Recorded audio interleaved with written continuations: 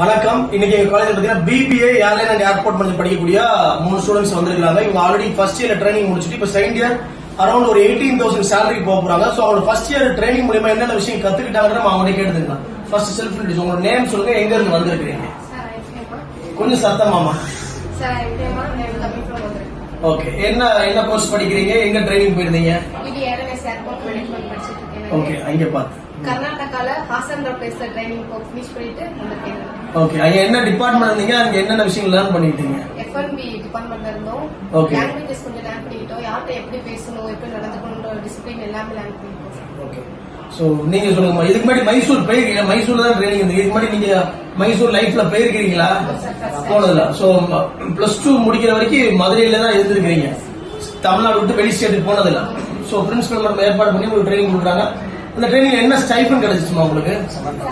7,000 plus free food accommodation கொடுத்துட்டாங்க. தங்குற இடம் சாப்பிட கொடுத்து பிளஸ் 7,000 அவங்களுக்கு வந்து செகண்ட் செம்ல ட்ரைனிங் போயிருக்கீங்க இல்லையா? ஓகே, ஃபர்ஸ்ட் டைம் மைசூர் போயிருக்கீங்க.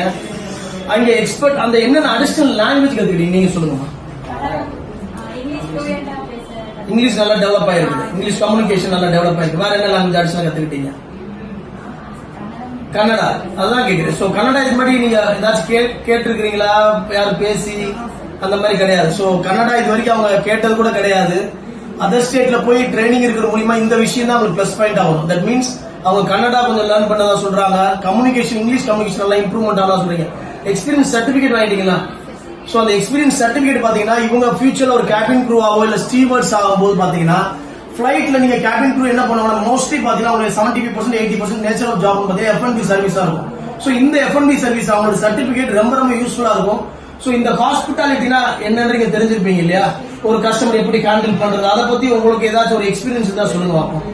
அது நல்ல ஒரு எக்ஸ்பீரியன்ஸ் ஆனாலும் பேட் எக்ஸ்பீரியன்ஸ் ஆனாலும் சரி. சம்டைம்ஸ் கஸ்டமர்ஸ் ஒரு இஷ்யூ ஆயிருக்கலாம், இல்ல சம்டைம்ஸ் வந்து அவங்க கஸ்டமர்ஸ் வந்து அப்ரிஷியேட் பண்ணி சொல்லிருக்கலாம்.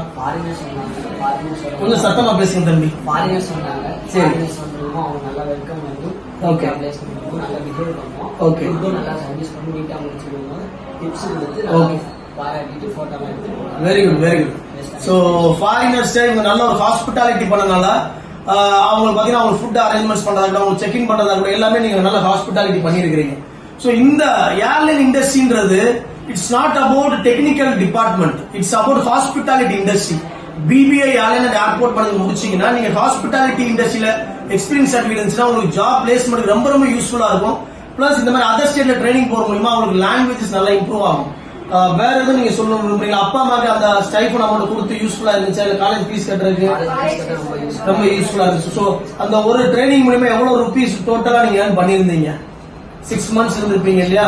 அரௌண்ட் அப்போ ஒரு 40,000, 35 to 40,000 நீங்க ஏர்ன் பண்ணிருக்கீங்க. சோ அவங்களுக்கு ஃபியூச்சர்ல அவங்களுக்கு காலேஜ் ஃபீஸ் கட்டுறதுக்கு, எக்ஸாமினேஷன் ஃபீஸ் கட்டுறதுக்கு ரொம்ப யூஸ்ஃபுல்லா இருக்கும். இன்னைக்கு செகண்ட் இயர் பிகினிங், தேர்ட் செம் பிகினிங் ஆகிருக்குது. இன்னைக்கு அவங்களுடைய ஸ்டைஃபன் பாத்தீங்கன்னா 18,000 ரூபாய், 18,000 salary போறாங்க. சோ இந்த எங்களுடைய காலேஜ்ல பாத்தீங்கன்னா 3 years நான் காலேஜ்ல படிக்கணும் சார், 36 மாசம் நான் காலேஜ்ல படிக்கணும்ன்றவங்களுக்கு எங்க காலேஜ் செட் ஆகாது. எங்க காலேஜ் பொறுத்த வரைக்கும் 1 year கிளாஸ் ரூம்ஸ், 2 year பாத்தீங்கன்னா அந்த ஃபீல்ட் ரிலேட்டடான ட்ரைனிங் இருக்கும். ஹாஸ்பிட்டாலிட்டி அவங்க படிக்கிறாங்கன்னா ஹாஸ்பிட்டாலிட்டி ரிலேட்டடான ட்ரைனிங் ப்ரோக்ராம் இருக்கும். சோ 100% ஜாப் பிளேஸ்மெண்ட் அசூரன்ஸ் இருக்கும். இது போக ஒரு முக்கியமான விஷயம் பாத்தீங்கன்னா படிக்கிற எல்லா ஸ்டூடெண்ட்ஸுக்கும் எஜுகேஷன் லோன் ப்ரொவைட் பண்றோம்.